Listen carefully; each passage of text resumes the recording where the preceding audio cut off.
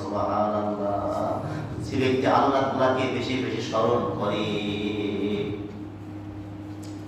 এখানে কিন্তু বড় কর্মকর্তার কথা বলা হয় নাই, অফিসারের কথা বলা হয় নাই, ধনীর কথা বলা হয় নাই, গায়ে শক্তি আছে, বংশ ভালো, চেহারা ভালো, এই কথা কিন্তু এখানে বলা হয় নাই।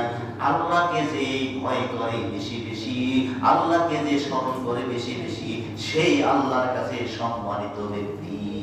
রাস্তার একজন ঝাড়ুদার আল্লাহকে ভয় করে, আল্লাহর কাছে সম্মানিত ব্যক্তি।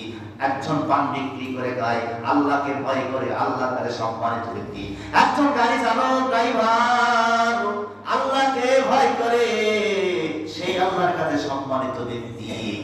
একজন কি করে, দিন মজুরি করে খায়, রোদ বৃষ্টিতে কাজ করে খায়, আল্লাহকে স্মরণ করে, সেই আল্লাহর কাছে সম্মানিত ব্যক্তি, মর্যাদাপূর্ণ ব্যক্তি। আর যদি যতই বড় লোক হও না কেন, ধনী হও না কেন, আল্লাহকে যদি স্মরণ না করো, যতই তুমি দেশের বড় কর্মকর্তা হও না কেন, আল্লাহকে যদি স্মরণ না করো, আল্লাহকে যদি ভয় না করো, আল্লাহর ভাষায় তুমি কিন্তু সম্মানিত না। তাহলে আমরা এই আলোচনা থেকে আমরা এটা শিক্ষা গ্রহণ করি, আল্লাহকে সবসময় ভয় করতে হবে, আমাদের ঈমানকে পাকাপোক্ত করতে হবে, আমলকে সালিহ করতে হবে, নেক কাজ বেশি বেশি করতে হবে, আল্লাহ শুকরিয়া বেশি বেশি আদায় করতে হবে, বেশি বেশি ইবাদত বন্দেগী করতে হবে। তাহলে কি